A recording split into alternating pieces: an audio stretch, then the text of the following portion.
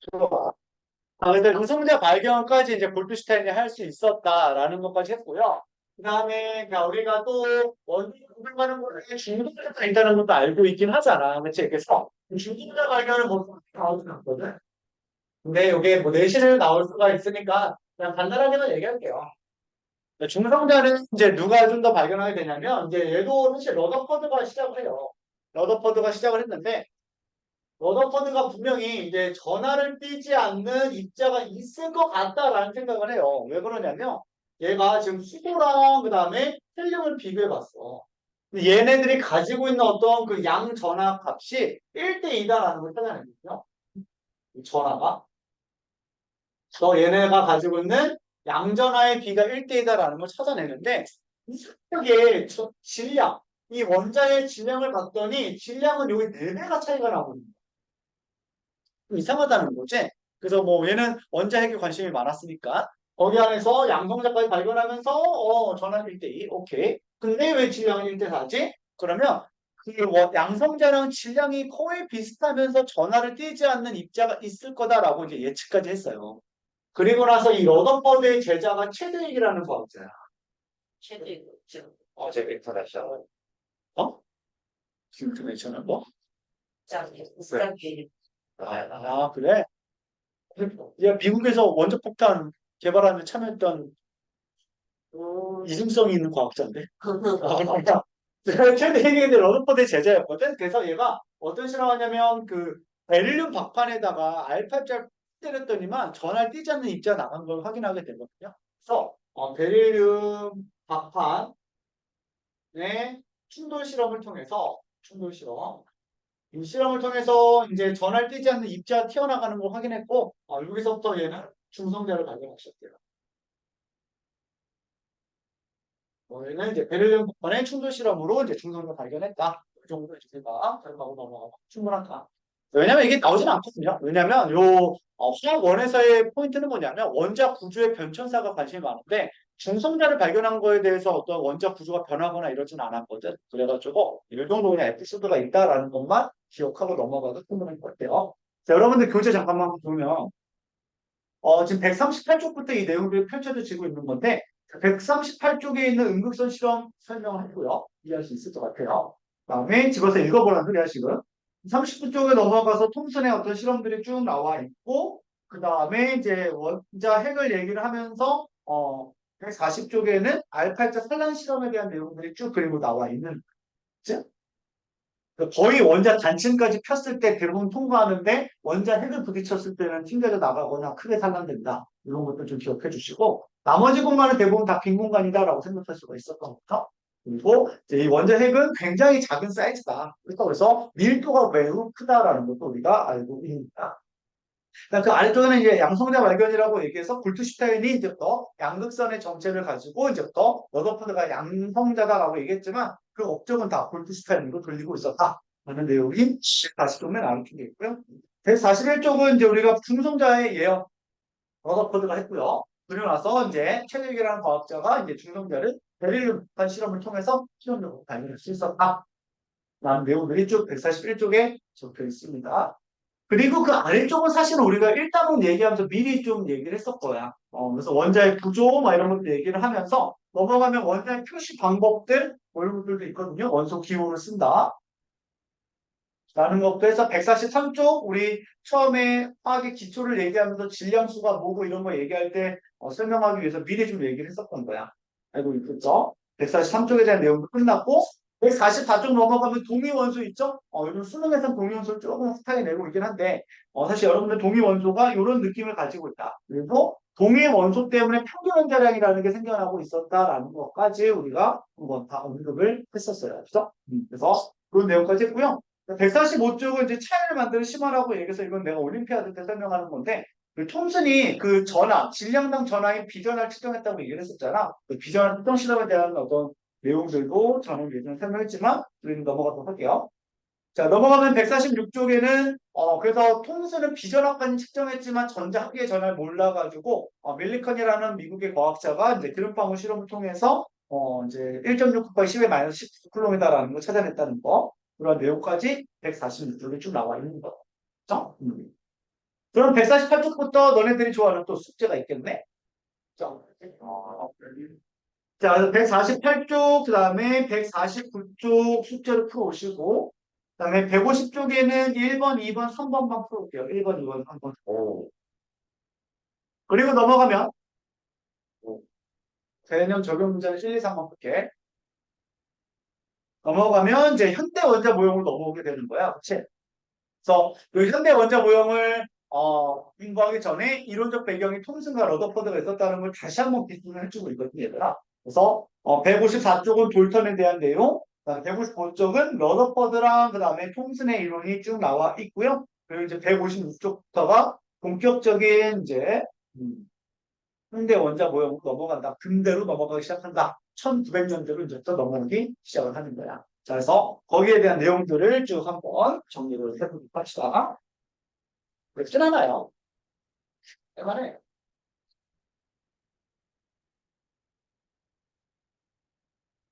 어, 약간의 서늘함. 좋은데? 어, 어? 괜찮아? 네. 그래. 벗어줄까? 아예요. 아, 괜찮아? 네. 나도 뭐, 그냥 예상 한 말이었어. 자, 어쨌든, 갑시다.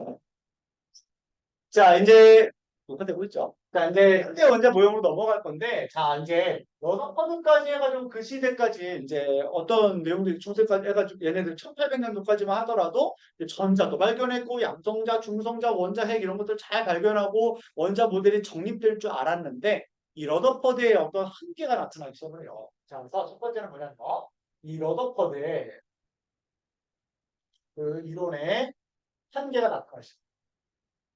한점이 나타나시고요. 자, 이제 뭐가 한계점이었냐면, 자, 양성자가 이제 핵의 중심에 있고요. 그죠? 플러스 전환 띄고 있고, 전자가 이제부터 얘를 원운동한다라고 나와 있는 거죠.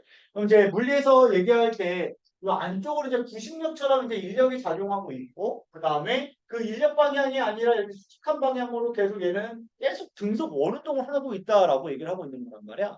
그러면 이 전자라는 물질은 이제부터 어떤 거냐면, 얘는 지금 힘을 받으면서 계속 방향이 변하고 있는 가속 운동을 하고 있다. 힘을 받고 있는 운동을 하고 있다라고 얘기할 수가 있단 말이지. 그치? 그럼 얘는 가속 운동을 하고 있기 때문에 계속 얘는 에너지를 쓰고 있다라고 얘기할 수가 있는 거야. 그치? 그래서 얘는 지금 더 에너지를 계속 쓰고 있기 때문에 그 내부의 전자가 가지고 있는 에너지가 밖으로 방출되면서 소모되면서 운동하고 있구나라는 걸 알 수가 있었던 거야. 그치? 그래서 여기서 이제부터 이거 에너지가 방출된다 또는 전자의 내부 에너지가 소모되고 있다라고 얘기할 수가 있겠지. 그치? 그래서 이제 전자가 이렇게 에너지를 방출하고 있는데 그 에너지가 방출되는 형태가 어떤 에너지냐면 뭐 열 에너지나 전기 에너지 이런 게 아니라 빛 에너지 형태로 이제부터 방출하기 시작해요. 그리고 우리 이제부터 이러한 빛 에너지를 다른 말로 뭐라고 얘기하냐면 전자기파가 방출된다라고 얘기하죠. 전자기파. 그래서 빛을 우리가 에너지 형태 얘기할 때 전자기파가 방출된다. 빛 에너지가 방출된다. 다 같은 용어라고 보면 되는 거야. 그래서 이제 전자기파가 방출되고 있는 거야. 그럼 이제 반사가 생겨요. 어떤 문제가 생기냐면 자, 이 전자가 이렇게 방출되다 보면 전자가 방출되다 보면 얘가 에너지가 소모되고 있기 때문에 점점 힘을 잃어가고 있을 거라는 거야. 근데 매우 가벼운 요 전자 입자라는 녀석은 힘을 금방 잃어버려가지고 개개개개 거리다가 금방 요 인력을 끼지 못하고 부딪히겠지라고 생각했던 거야. 그래서 에너지가 방출되다 보면은 얘가 점점 힘을 잃어가면서 개개개개 거리다가 중심력을 향해 팡 부딪히고 말거야. 근데 그 시간을 전자기학적으로 계산해 보니까 10에 마이너스 10승초면 들러붙는다라는 이론이 나오기 시작해요. 그러면 10에 마이너스 10승초마다 지금 요 원자 모형이 붕괴되고 있다는 거예요. 모형이 붕괴되고 있다. 원자 모형을 설명하고 있는데 1초보다 뭐 10에 마이너스 10승초 엄청나게 짧은 찰나마다 원자 모형이 무너지고 있다는 거죠. 말이 안 된다는 거죠. 여기서부터 이제 한계점이 도달하기 시작합니다. 또 하나 에너지가 방출되고 있는데 에너지가 방출되는데 전자기파가 방출되고 있었고 이 전자가 가지고 있는 에너지가 쭉 힘을 잃어간다는 거는 연속적으로 에너지가 쭉 빠져나가고 있는 거거든. 뭐 쭉 보내고 쭉 보내고 이러지 않겠지? 에너지가 이렇게 지금 방출되고 있는 거야. 그럼 연속된 어떤 빛 에너지 파장이 쫙 방출되겠지라고 생각했던 거야. 근데 연속된 파장이 방출돼야 되는 건데 모든 물질은 다 어떤 불연속화된 선 스펙트럼을 갖고 있다라는 걸 알고 있어요. 자, 그래서 우리는 리튬과 스트론튬의 불꽃 반응색이 둘 다 붉은색하고 비슷해. 그래서 얘를 내가 에너지 빵 때려가지고 그 원자가 안정화되면서 에너지를 방출할 때 그때 방출되는 에너지가 불연속 선 스펙트럼을 나타낸다라는 걸 알고 있었던 거예요. 근데 이런 식으로 모든 물질의 원자 모형을 행성 모형으로 얘기한다면 얘가 에너지를 입하는 과정에서 우리가 어떤 에너지의 불연속화 설명할 수 있다는 거죠. 얘는 어떤 에너지의 물질이 가지는 원자가 가지는 에너지의 불연속화를 이제 더 설명할 수 없다. 연속된 에너지만 파장이 방출되게끔밖에 설명이 안 되는 거야. 이렇게 말씀이. 그래서 여기서부터 이제 러더포드는 좀 뭔가 개선될 필요가 있겠구나. 이 행성 모형이 아닌가 보다라고 생각을 하고 있었던 거죠. 자, 그래서 이제 이런 것들을 이제 해결하기 위해서 이제 근대로 넘어오게 되면서 1900년도 넘어오면서 이 에너지의 불연속화에 대한 설명을 이제 우리가 이 전자기파로부터 이제부터 끌어내기 시작을 하는 거예요.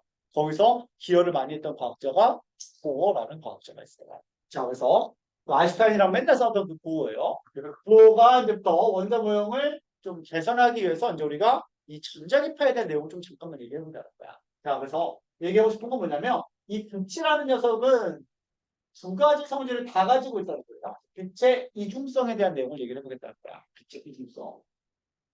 자, 톰슨이 얘기하기를, 자, 이제 요, 이중성. 자, 빛은 있잖아.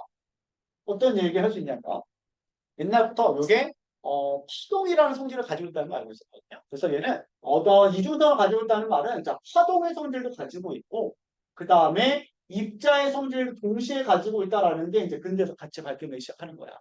그리고 입자성을 발견했던 과학자가 아인슈타인이에요. 그죠? 그래서 이렇게 이제 두 가지 성질을 가지고 있는데, 자, 이게 빛이 만약에 파동의 성질을 띠고 있다면 우리가 얘를 뭐라고 얘기하냐면 방금 얘기한 것처럼 전자기파다라고. 전자기파라고 얘기를 하게 되는 거고, 그 다음에 여기는 입자, 입자를 나타낼 때 얘가 빛 광자를 써줘요. 그래서 광자다라는 표현을 써줘요. 미친놈이 아니에요. 미칠광이 아니에요. 알겠으세요? 왜 미친놈이 아니라 빛광자, 빛알갱이다. 이렇게 생각하면 돼요. 네. 자, 어쨌든 인문제가 자꾸 이렇게 하면 안 되는데, 그치? 호감형이다. 네. 소태도 여학생들이 좋잖아. 그러니까 내가 이제 수업 생각 얘네들 되게 좋잖아요. 화학 수업. 너도 좋은 아이들이 이렇게 얘기를 하니까 갑자기 색안경 끼고 그러네. 그 색안경 끼고 왔거든, 지금. 야, 농담이야. 뭐, 너무 좋아. 진짜야. 자, 그렇게 얘기할 수 있다.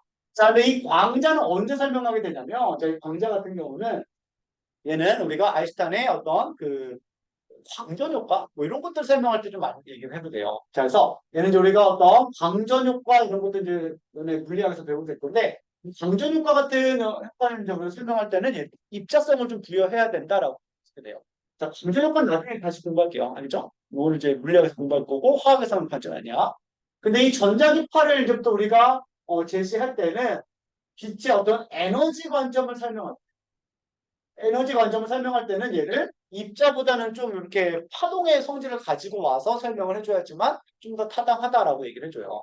자, 왜 그러냐면 빛을 우리가 현재 알갱이 광자라고 생각을 했을 때 빛의 속도는 항상 일정하다고 얘기를 해주게 되거든요. 그래서 이건 이제 광속의 이제 일정 법칙이다라고 얘기를 해줘요. 그래서 광속을 내가 C라고 얘기한다면 이 광속, 즉 빛의 속도는 10 곱하기 10의 8승 미터/세컨드부터 항상 일정하다라고 얘기를 해주게 돼요. 그래서 빛의 속도는 엄청나게 빠른 이 속도가 항상 일정하다라는 건데 만약에 내가 에너지 관점을 얘기할 때 얘를 입자성을 도입하게 되면 내가 얘한테 에너지를 가했을 때 에너지를 흡수시키게 되면 얘 내부의 운동 에너지가 커지기 때문에 입자 속도가 빨라져야 되는 거예요.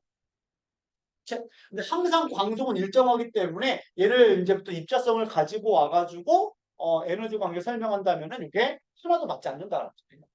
그래서 우리가 모든 물질에 대해서 어떤 그 에너지 관계를 얘기할 때는 파동의 성질을 가지고 와서 설명해야지만 이게 설명이 가능해진다라고 얘기를 해주게 되는 거야. 그래서 지금 뭘 얘기하고 있냐면 전자기파가 방출하고 있고 에너지의 불연속화를 얘기하고 있기 때문에 지금 그 빛에 대해서 에너지를 설명하기 위해서 전자기파 형태를 가져오겠다라는 걸 의미하고 있는 거야. 어떤 흐름을 이제 알겠지, 얘들아? 그런 거야.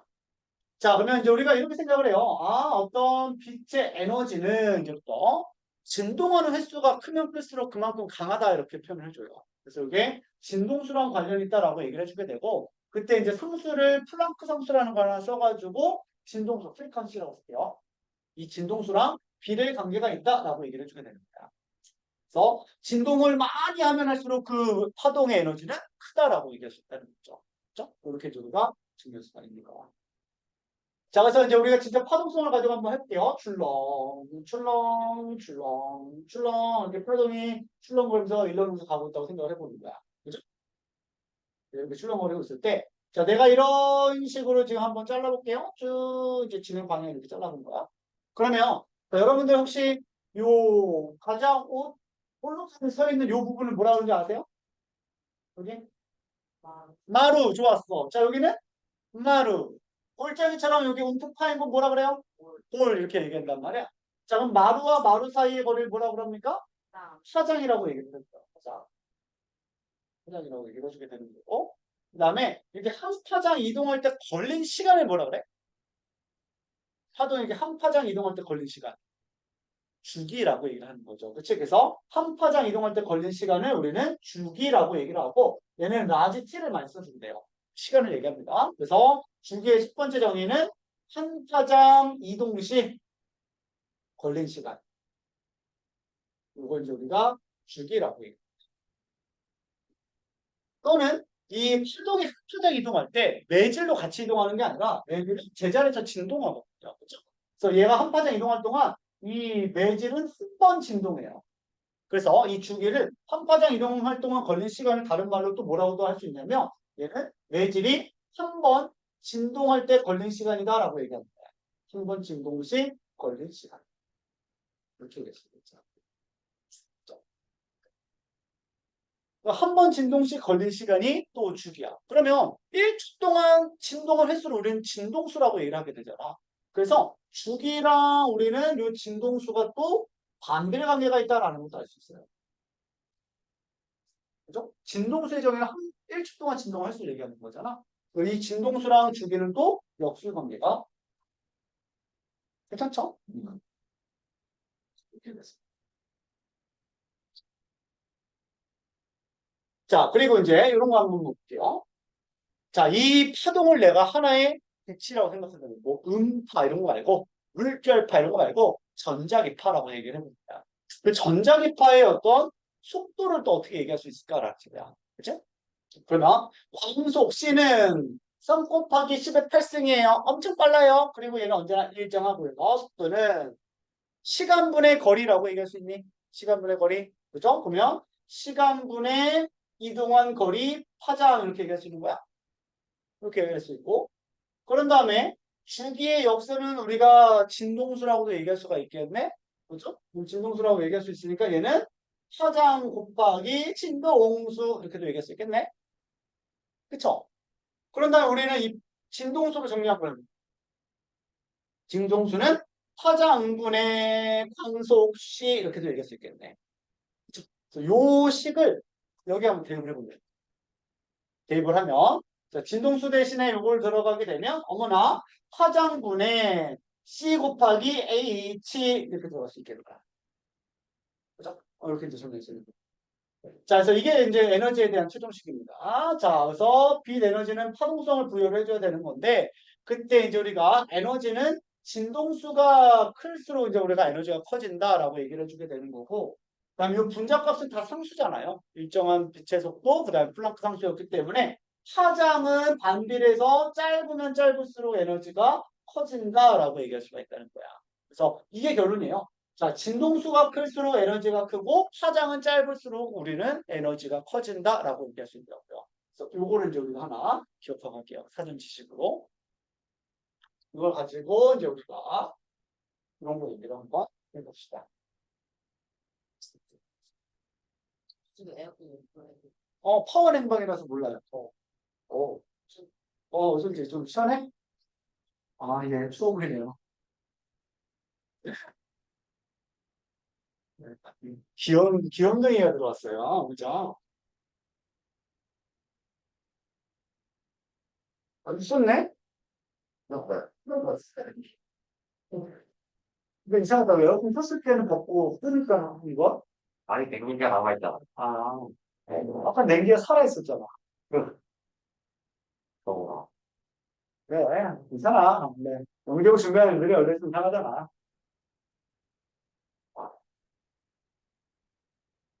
고구마 술 덥다, 역시. 자, 어쨌든, 이렇게, 정리할 수 있다. 우리 화학원만 종종 갈수록 애들 캐스가 보이네. 그치? 있네, 애들이. 저 공교도 저기 딱 다물고 있지만 뭔가 있어, 쟤도. 어.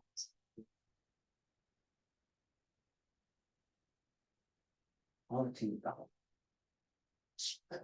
자, 그래서 요 이제 빛에 대한 어떤 에너지를 얘기할 때는 진동수랑 파장과 관련있다는 걸 설명하고 싶어서 이런 거 하나 가져왔고요. 그리고 이제 우리가 빛을 좀 이제 보게 되면 분분할 수가 있거든. 자, 그래서 우리가 빛이 이제 전자기파야. 이 전자기파. 자, 이 전자기파를 이제 우리가 빛이라고 얘기했던 거고, 이 전자기파가 이제부터 이렇게 이제 파장, 이제 하나의 어떤 파장이라고 생각하면 파장을 가지고 있다는 건데, 이 모든 파장 영역들 다 가지고 있는 게 대표적으로 태양광이 있다고 보시면 돼요. 그래서 이제 우리가 태양광을 가만히 보게 되면 태양광은 이렇게 파장이 짧은 영역 때부터 시작을 해가지고 점점 이거 왜 이래? 이렇게 늘어지는 파장 때까지 되게 많을 거야. 그래서 이쪽으로 가면 갈수록 이제 우리가 어떻다고 어머나 파장이 짧아졌어요. 그다음 많이 진동하고 있어요. 에너지가 큰 거군요. 이렇게 얘기할 수 있다고요. 그렇죠? 네, 어머나 선생님 여기로 갈수록 점점 늘어지고 앉았네요. 그래서 파장이 길어요. 진동수는 별로 진동 안 하는 것 같아요. 그리고 여기서는 에너지가 점점 작아지고 있군요. 이렇게 얘기를 하는 거야. 그리고 우리는 파동의 성질을 얘기할 땐 얘들아 항상 이게 파장이 길면 길수록 줄렁줄렁 해야지만 뭔가 파동성이 있다라고 얘기를 하거든. 그래서 에너지가 작을수록 우리는 파동성이 크다라고 얘기를 해주게 되고요. 파동성이 크다고 얘기하고 그다음에 이런 식으로 이제 우리가 좀 막 빠르게 진동하고 있으면 마치 진동수가 엄청 빠르잖아? 그럼 이게 진동하는 것처럼 안 보이고 그냥 입자가 보이고 있어요. 그래서 우리들도 사실은 다 입자이면서 고유 진동수를 가지고 있거든. 근데 너무 빠르게 진동하니까 우리 눈으로 관찰해야 되는 거야. 그래서 얘는 진동수가 크면 클수록 우리는 입자에 가까워지는구나 라고 얘기해서 여기서는 이제 우리가 입자성이 커진다라고 얘기를 해주게 되는 거야. 에너지가 크다, 입자성이 크다. 그다음에 에너지가 크다, 파동성은 커진다. 이렇게 얘기했습니다. 자, 이런 식으로 좀 얘기할 수 있고요. 자, 입자성이 크면 이제 어떤 특징이 있냐면 나는 입자야. 그래서 매질이 바뀌면 칭칭 입자가지고 이제 굴절되기 시작하는 거예요. 그래서 이리로 가면 갈수록 우리는 굴절이 잘 된다. 매질을 만났을 때 탱탱 부딪히는 어떤 굴절률이 커지는 거고요. 파동성은 말 그대로 회절성이 있기 때문에 넘실 새로운 파동 만나도 구름이 강 넘어가듯이 넘어갈 수가 있는 거야. 그래서 여기서 하는 우리가 굴절률이 좀 작아진다라고 얘기할 수가 있는 거예요. 이걸 정리할 수 있고요. 자, 그래서 태양광을 보게 되면 이쪽으로 갔을 때 가장 파장이 짧아서 에너지가 큰 부분이 이제 감마선이 있어요. 감마선이 이제부터 가장 이제 지금 지호가 똑같네, 그치? 감마선. 감마선. X대형 감마선이 있고요. 그 다음에 이제 두 번째로 이제 에너지가 큰 부분이 이제 X선이 있어요. X선이 많이 찍으면 안 좋아, 이제. 그 다음에 자외선이 있고요. 자외선도 엄청 가죠. 그리고 이제 우리는 눈으로 관찰 가능한 가시광선 영역이 있어요. 가시광선 영역이 있고 가시광선 영역도 빨주노초 파란보가 있는데 이게 보라색이 좀 더 에너지가 크거든요. 그래서 여기서도 보라색부터 우리가 빨간색으로 간다라고 생각해 주고요.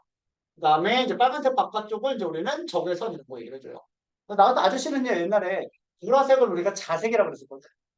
그래서 자색 밖에 있다라고 해서 자외선이 있는 거야. 적색 밖에 있어서 적외선 이렇게 얘기했죠. 그죠? 그래서 적외선까지 갔고요. 그 다음에 이제 우리가 마이크로파가 있어요. 마이크로파. 그래서 요거는 이제 우리가 전자레인지 이것도 생각해 주시면 될 것 같고 그러고 나서 이제 뭐 FMAM 전파가 있다라고 보시면 돼요.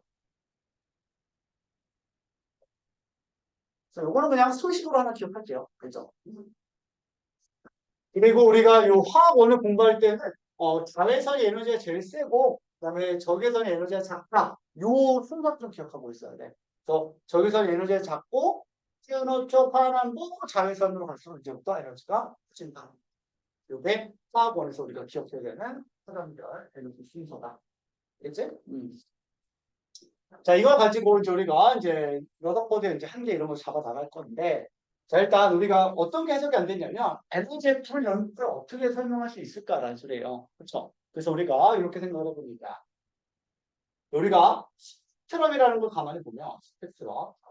이 스펙트럼은 크게 두 종류가 있거든? 하나는 연속 스펙트럼과 불연속 스펙트럼이 있어요. 그래서, 이 스펙트럼은 크게 두 가지가 있는데, 하나는 연속된 표정을 태양만 같은 연속 스펙트럼이 있고 또 하나는 불연속 스펙트럼이 있다고 얘기를 하고요. 불연속이라는 말은 우리가 이제부터 선 스펙트럼이다라고 표현을 해주게 되는 거예요. 선 스펙트럼, 그다음에 연속 스펙트럼이 있다. 자, 그래서 이런 스펙트럼은 뭐냐면은 이 전자기 보니까 특장을 가지고 있었고 시간마다 이 굴절률이 다르기 때문에 그 굴절률 차이를 이용을 해가지고 이제 우리가 이제 쭉 어떤 확장띠를 만들어내는 걸 스펙트럼이다라고 얘기를 해주게 되는 거예요. 그래서 이렇게 태양을 딱 준비한 다음에 태양은 연속된 스펙트럼을 이 파장을 다 가지고 있을 건데 이 빛을 이제 또 모아주는 거야. 슬릿을 통과시켜주는 거예요. 짠 이제 슬릿을 통과시켜주는 거예요. 자, 그랬을 때 이 통과된 요 빛을 이제 우리가 이제 매질을 바꿔버리는 거야. 그래서 이제 우리가 분광기라고 얘기를 하게 되는데, 분광기를 통과하게 되면, 이렇게 회전성이 큰, 활동성이 큰 녀석들은 이제 또 출렁출렁 그냥 가게 되지만, 입자성이 클수록, 즉 에너지가 큰 이제 파장일수록 띵띵띵 이렇게 부딪히기 시작한다는 거죠. 그렇죠? 그래서 여기 안에 들어있는 어떤 파장마다 굴절률이 다르기 때문에 얘네들이 분분되기 시작한다는 거죠. 그래서 이렇게 분광된 띠를 볼 건데 우리 여기서 관심 있는 건 우리 눈으로 관찰 가능한 가시광선 영역만 생각을 해보자는 거야. 그렇죠? 가시광선 영역을 보게 되면 이런 식으로 출렁출렁 넘어가는 거는 에너지가 작은 적색, 빨간색이다라고 얘기할 수가 있는 거고 빨주, 노초, 파나 또 이렇게까지 이제 떨어진다는 걸 알 수가 있다는 거예요. 그래서 이게 아름답게 어떤 흐트러짐이 없이 연속된 어떤 스펙트럼 나오고 있을 때 우리 연속 스펙트럼이다라고 얘기를 하겠다는 거죠. 자, 이렇게 얘기할 수 있는데요. 자, 이제부터 내가 관심 있는 건 불 스펙트럼이거든요.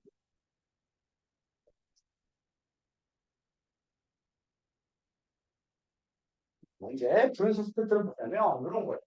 자, 여기에 지금 이제 이런 거 갖다 드립니다 유리관을 준비해 놓고 또 이제 진공 펌프를 가지고 와서 쭉 빼줘요. 쭉 빼준 다음에 여기에다가 내가 어떤 수소기체를 이제 딱 갖다 놨다는 거야. 수소기체 1번 딱 채워놓은 다음에 그리고 나서 여기에다가 플러스 마이너스 전기 에너지를 빠지게 튀겨버렸다는 소리예요. 엄청나게 빵 튀겨버리니까 어떤 일이 일어나게 되냐면 여기서 갑자기 수소 기체가 수소 원자로 쪼개지기 시작을 하고요. 수소 원자 쪼개지기 시작하고 이 수소 원자한테 계속 연속된 어떤 전기 에너지가 가해지게 되니까 요 수소 원자 에너지가 이제부터 증가하기 시작하는 거야. 쭉 에너지가 증가하기 시작해요. 자, 그러면 에너지가 확 증가하면 이게 안정한 거야? 불안정한 거야? 불안정한 거잖아. 에너지가 높아가지고 막 달달하게 막 뛰고 있어. 이게 안정해 보여가 뭔가 미치는 것 같아요? 시간 같잖아. 기다렸지? 네. 자, 어쨌든 막 하면서 뭔가 불안정하잖아. 그치? 차분해야지만 좀 안정해 보이잖아요. 그치? 그래서 에너지가 높을수록 우리는 불안정해지는 거거든. 그러면 이 불안정한 게 싫어가지고 얘는 원래 안정한 상태로 다시 되돌아온단 말이야.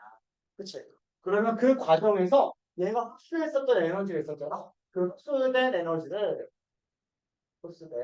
에너지를 이제부터 다시 재방출합니다. 재방출돼요. 그리고 그 재방출되는 에너지 형태가 전자기파예요. 그래서 수소 태워놓고 전기에너지 빠지직 튀기버리게 되면 여기서 갑자기 점적 하더니만 이제 또 빛이 나오기 시작하는 거예요. 그래서 이 빛이 이제 어떤 성질을 가지고 있는지 내가 관심 있어가지고 얘를 슬릿을 딱 통과시켜봤다라는 거죠. 쭉 소화시켜봐서 역시나 분광기를 통해 가지고 얘네들 쭉 스펙트럼 한번 확인해 봤더니 이번에는 가시광선 영역에서 빨주노초 파남보가 아름답게 나오지가 않더라라는 소리가. 그래서 요 통과한 걸 봤더니 자 가시광선 영역에서는 네 가지의 어떤 선 파장이 그냥 좀 폭격적이 나오기 시작했다라는 소리예요. 그래서 파장이 이제부터 656 나노미터가 있었고요. 545가 있고 그다음에 486, 416 이런 식으로 네 개선이 명확하게 나오고 있다라는 걸 찾아내게 돼요. 색깔 좀 바꿔볼까요? 여러 가지가 있습니다. 그래서 416, 434,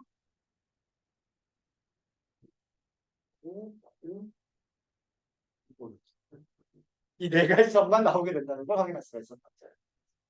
그리고 나머지 영역은 뭔데요? 나머지는 시커먼합니다. 시커먼이 나와서 이건 보라색. 그래서 이쪽으로 갈수록 이제 파장이 길어지는 거니까 오신 분 아닙니다. 파장이 이렇게 이제 발전하기 시작했던 거야. 이렇게 있었던 거지. 그치? 네 개의 선이 나왔다라는 걸 알 수가 있었던 거예요. 물론 이거 말고도 자외선 영역, 적외선 영역도 나왔지만 내가 눈으로 관찰 가능한 것만 일단은 스펙트럼으로 표현했다고 생각하면 될 것 같아요. 어쨌든 요핀 안에는 어떻다는 거야? 이런 것들이 조합돼서 우리 겉보기 성질로 보이고 있다라고 생각하면 된다는 거죠. 그치? 그래서 이게 원자들마다 가지고 있는 어떤 고유한 특성이고요. 그래서 우리는 그 선 스펙트럼을 그 원자의 고유한 지문과도 같다라고도 표현을 많이 해줘요. 중국 과정에서는. 그래서 이런 게 비금속 원자들뿐만 아니라 리튬 같은 거 가져온 다음에 에너지 팍 튀겨가지고 승화시킨 다음에 이 승화된 리튬한테 우리가 에너지 확 가하면은 빨간색 빛이 번쩍하고 나오기 시작해요. 그러면 그 빛을 우리가 분광했을 때 걔만의 어떤 선 스펙트럼이 있다는 거고 스테론튬도 마찬가지예요. 스테론튬도 금속 형태로 가져와서 에너지 빵 때리면 이제부터 얘가 갑자기 확 승화한 다음에 그 승화된 녀석한테 에너지가 계속 들어가면 빨간색이 번쩍하고 나오기 시작해요.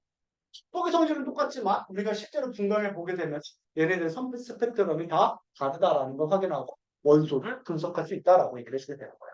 그게 불꽃 반응색이랑 다 똑같은 원리가 되는 거야. 하지만 불꽃 반응색 같은 경우는 우리가 눈으로만 관찰해야 되는 어떤 겉보기 성질이라면 이런 선 스펙트럼의 분석에 대해서는 이제 명확하게 얘네들 극단별로 다 분리해서 보는 거니까 더 정확하게 분석할 수가 있다는 거지.